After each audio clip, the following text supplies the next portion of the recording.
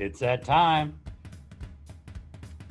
Welcome to Roadmap, how to take 3 listings a week until you're ready for more. Each week we interview a great agent who is consistently taking a lot of listings each month, and we have an exciting guest today. We encourage you to take notes and apply as much of their knowledge as quickly as you can, and then use the copycat principle. Let me introduce my co-host from San Diego, Carly Hathaway. That's carlyhathaway.com. Hi, Carly. How's the real estate business? Hi, Ren. Hi, everybody. Real estate is going amazing. The market's picking back up and things are going great. Wonderful. Wonderful. Well, before I introduce our guest today, I want to remind everybody that we are also simulcasting the show on the private lead gen group on Facebook. They have 52,000 members, so we have a large audience there today as well. And we will be pausing for a commercial message during the show as a thank you to the lead gen folks. Let's welcome our guest today, rather new to the business and taking off like crazy, from Water Street in beautiful downtown Santa Cruz, Mr. Jesse Collins. Welcome to the show, Jesse. Thanks, Ren. Happy to be here. Hey, Carly. Hi, Jesse. We are so excited to have you. This is going to be an amazing interview. I can't wait. I'm excited too. Good. And I'm particularly excited because you're newer to the whole game, and your trajectory is pretty impressive in a very short period of time. And there are a lot of people watching.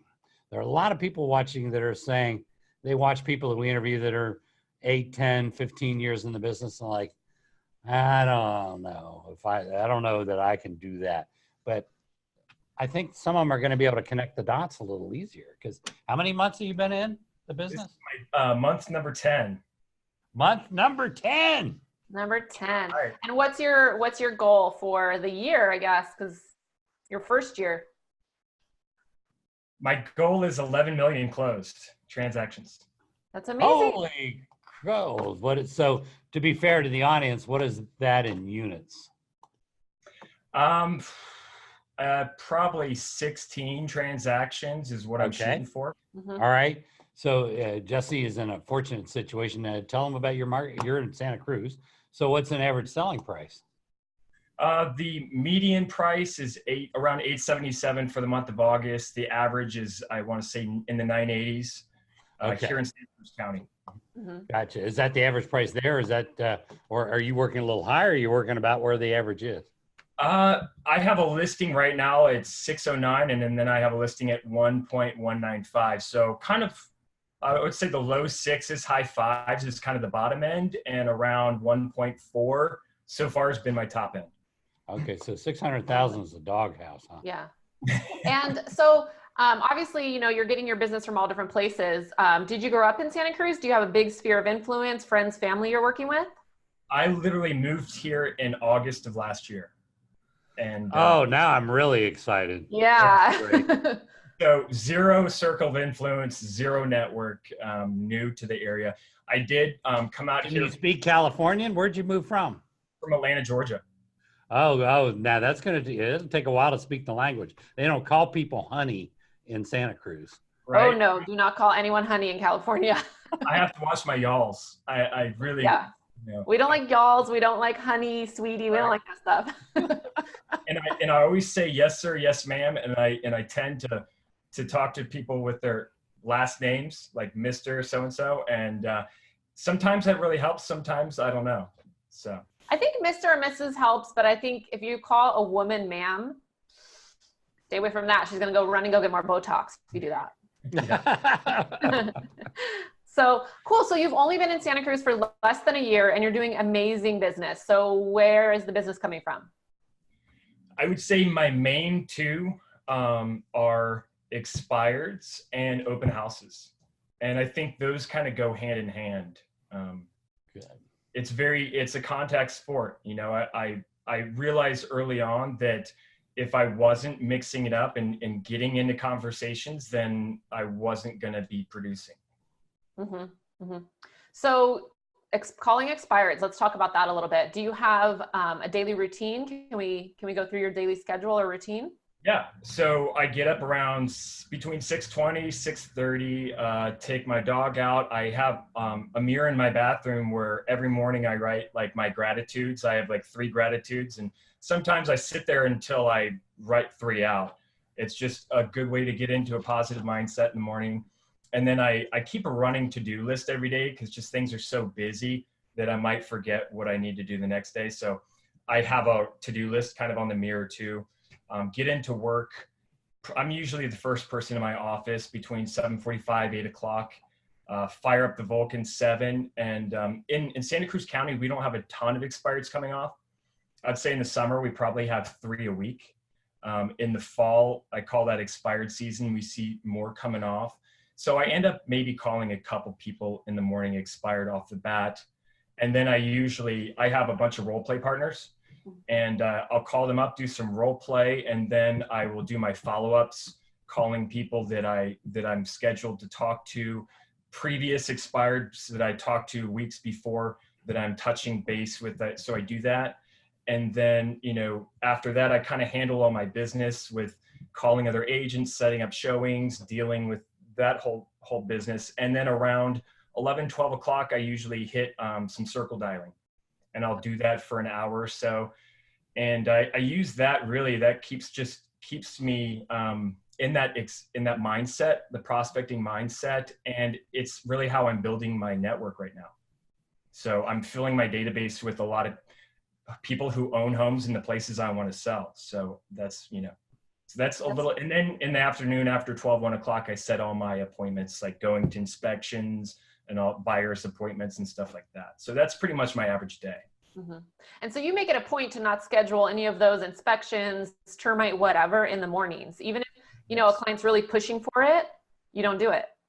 Sometimes I will, like the other day I had to, but I really try to push them till after 1 o'clock, because the morning is really my time to be in the office and just do my prospecting. If I can call my expires and then do my circle dialing, then like everything after that is smooth sailing. I can be kind of feel rest easy about the rest of my day, knowing that I've done what I need to do.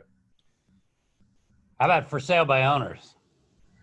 I have a funny story about that. My very first listing appointment I ever set was with the for sale by owner. Mm-hmm. It was $2.6 million.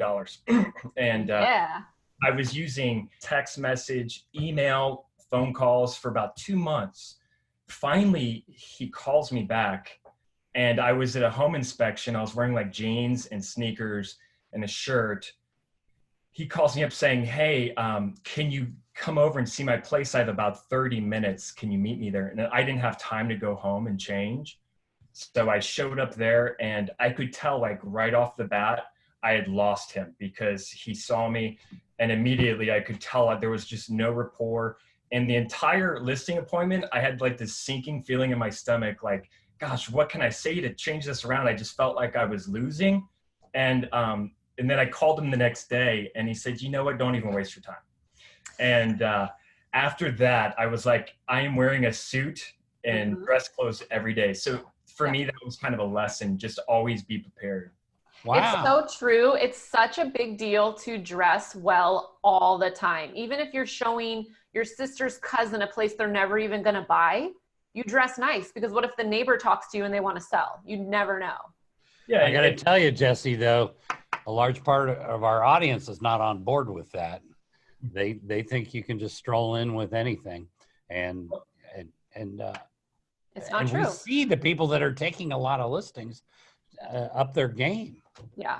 I can't tell you how many listings I've gotten just because I was dressed nicely. And they'll even say, the other person has more experience than you, but you dress beautifully, and I could tell you're a professional. We want to hire you. I think it's huge. I think I couldn't stress it enough to be presentable. Before I go on a listing appointment, I'll wash my car. Mm-hmm. Details, because when someone's selling a house in $1 million or plus, that's a big investment, and they want to know that they're taken care of, and they want to know that the person who's doing that is paying attention to the details. So I totally agree with you. And we forget to talk about your car. It should be totally fresh and clean. They're not going to get in your car, but they're going to see it. They're going to see it in front of their house. Yeah. Yeah. So, yeah, very important. The details. Yeah, for sure. And especially in Santa Cruz where people love wearing flip-flops all day, every day. Exactly. It's really easy to kind of get into that frame of mind. And, you know, when I'm going to the store and stuff like that, I stand out like a sore thumb because I'm suited up and everybody's pretty casual. But, you know, I'm willing to do that because at the end of the day, it really gets me ahead in this market. So You're ready for any wedding or funeral after that. Yeah. yeah, right. Very true. You have this confidence, at least I do. I feel more confident when I know that I'm presentable and dressed well. And you carry yourself differently and you walk more straight and you put your head up, you know? Yeah. So when we were talking about circle prospecting and you make sure you call, you know, the people that you want to do future business with and the beautiful homes and neighborhoods you want to get into, how often do you call those people? What's your routine with them for future business?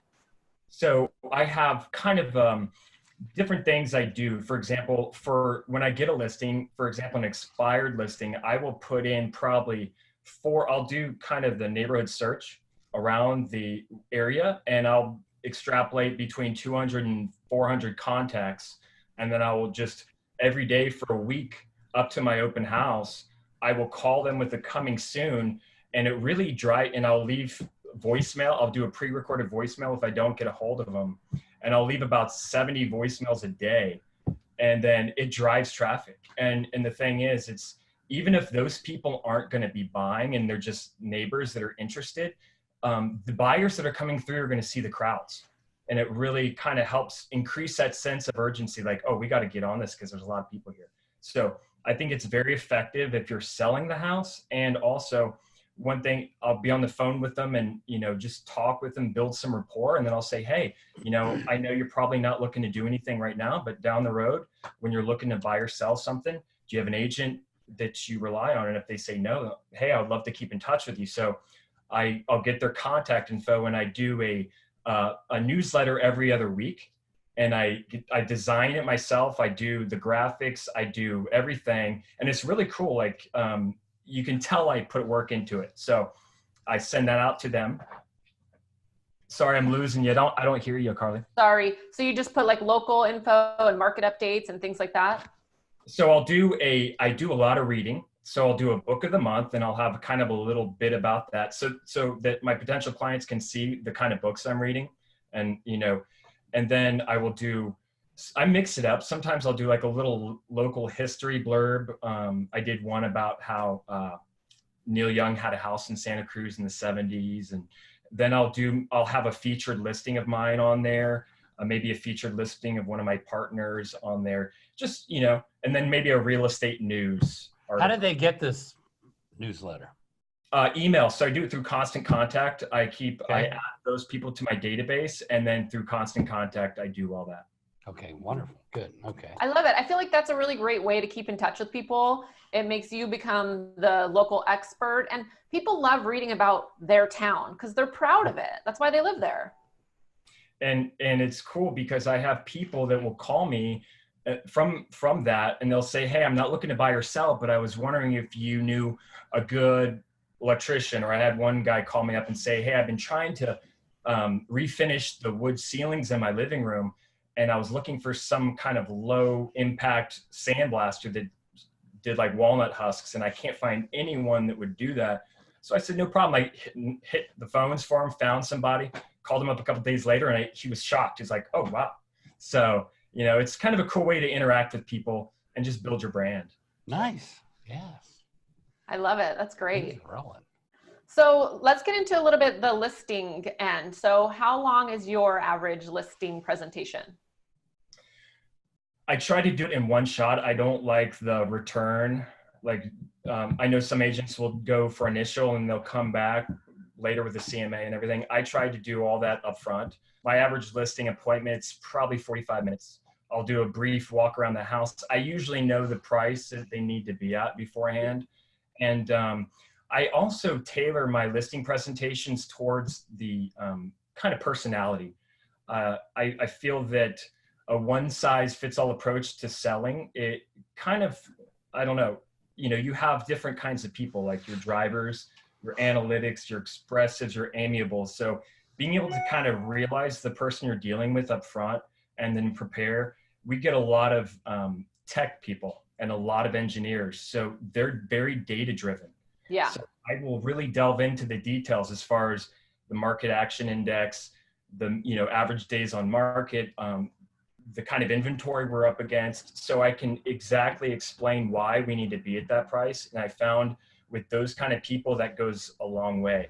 So I try to I'll also practice role play listing presentations with people before Good for I do. you. Yeah. Yeah, that's huge, because you don't want to be stuttering and not sounding like you know what you're talking about. Mm-hmm. Fantastic. This is exciting. I know. I like his script. Do you have an agent you rely on? And then if they don't, then you adopt them.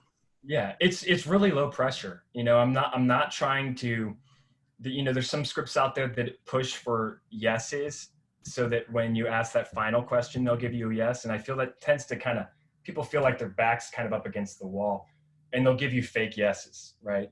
Yeah. So very low pressure. I think it's a fair question. And, you're going to get a certain percentage where they've already got that person, and you're not going to get very far. So you might as well, they can appreciate what you're doing. You're coming in contribution. So can't beat that. I mean, everything wins when you do that. Yeah, for sure. So honestly, you're making it seem really, really easy to call these expireds, and you've only been doing it 8 months. Did you just jump on the phone and confident, natural, easy? No. And in fact, if you told me before I started that you're going to have to make 50 to 70 calls a day on average, I would have said, okay, well, never mind.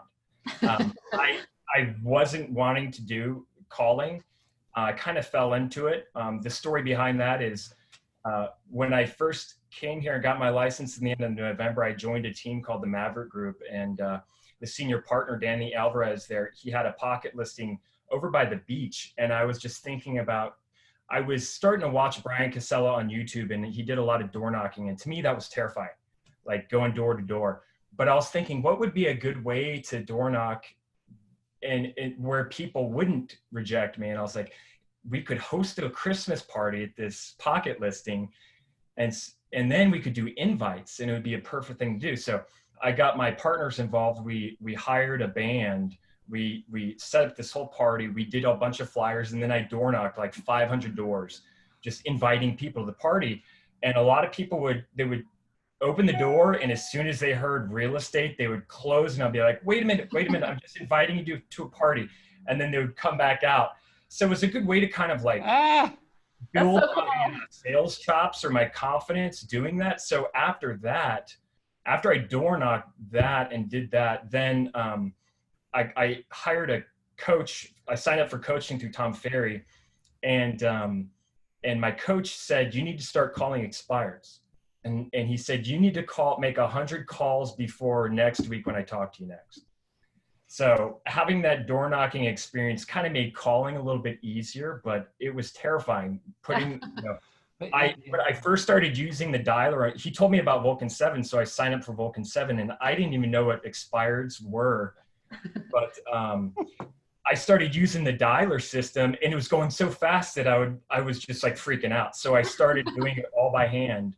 No. Yeah. And I would study the listings, and then I'd be like, oh crap, that is a really good agent. If he can't sell that, how am I going to sell it? So it got all in my head. Mm-hmm. And for about 2 months, I called, and because Vulcan7 gives you about 6 months of previous ones. So I was just calling through that, and just people didn't want to hear it. I was doing very poorly, and started role playing. And that's kind of what changed everything. I started studying scripts, making my own scripts, role playing, and just for about a month and a half did that. And then one day I set an appointment. I was like, whoa, that like totally happened. Like, and I set the appointment. I was like, whoa, that was crazy. And then I went on the listing presentation, got the listing, and funny story, put it on the market. We had a cash offer in 4 days, full price. Nice. That's awesome. For the folks watching out here, I mean, the big point here is that role play, because when you start, the levels of rejection are very high if your tonality's off, your cadence is off, if your approach is off, if you don't know what to say, you don't know how to say it's not the words. Some of it's the words. A lot of it is the tone and the cadence and the banter that gets people to open up. And that takes practice. Lots and lots of practice. There's no substitute for practice, and role playing definitely helps. Like you said, 5 different role play partners, or the same? I have around 4 to 5. I have some on the East Coast, some on the West Coast. I like to do them in different markets. So do you play Old Maid and trade one off here and there?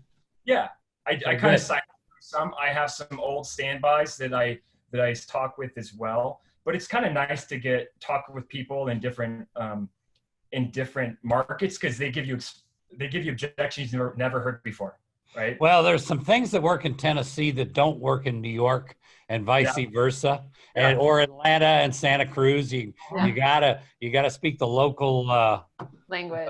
You gotta adjust it for the local behaviors. Yeah, I always have a really hard time role playing with East Coasters, New Yorkers especially, because they're aggressive and they talk fast, and I'm like, yeah, bro. Yeah, they'll bite. They bite. Yeah, they definitely a little bit more aggressive on the East Coast. Here's a little bit more laid back for sure. But like you said, Ren, it's a lot about building rapport, and people have a tendency to like people that are similar to them. So if you can match their delivery, their tonality, their speed of talking. And the people watching here, if you're not at that stage yet, I can't stress it, how important it is when you're able to, because people like people that sound like their family or themselves. And it's a subtle thing. It's an unconscious thing, but boy, does it work. Yeah. Absolutely. Good. Yeah. Well, this has been an amazing, amazing call. This is going to help a lot of people. Jesse, I'm very, very grateful. And, we're going to have a lot of fun with this. And I appreciate the contribution, because there are people watching right now that go, doggone it, I can do this. And they'll play this over and over and over and over and over. Definitely. And Jesse, how do people get a hold of you to send you all their amazing referral business? Because we all want to live in Santa Cruz. So I can give you my email. Yes. It's Jesse, Jesse at maverickgroupre.com. And my phone number is 831-227-9987. Love it. And Mavericks is my favorite wave in Santa Cruz, so I extra love it. Yeah, right? It's just a really fitting name. So yeah. Love it. Great. So everybody, if you're watching on Vulcan7 and you want to get involved with the Lead Gen Facebook group that simulcasts our show, they are at facebook.com/groups/got-objections. And I want to thank Aaron Wittenstein, who runs that group. He has a program called trajectorynow.com. And finally, if you're watching on Facebook and you're not yet involved with Vulcan7, make sure to sign up at vulcan7.com/leadgen for a special deal. And, if somebody's 10 months in the business and they're taking off like a rocket, the real truthful secret is what Jesse does is he drives down Water Street, takes a right and then a left and a right, and stops at this little grocery. It's anywhere in North America. Go to graders.com and go and get some delicious Graders mint chocolate chip. This is the one for listings. The other flavors, like Rocky Road especially, are for working with buyers. But if you want the listing business, go with the mint chocolate chip. If the listing is slow to sell, dig a hole in the front yard and bury it upside down, and that listing will sell just like that. I want to thank everybody for being here. Thank you, Jesse. Thank you, CarlyHathaway.com. Thanks, guys. It was so fun. I'm excited to get on the phones and start calling now. Yes. Jesse is my new spirit animal. Well, on that note, we'll see everybody next week. Thanks, Ryan. Thanks, Carly. It's been a pleasure. Jesse. Thank you. Bye, guys. Bye.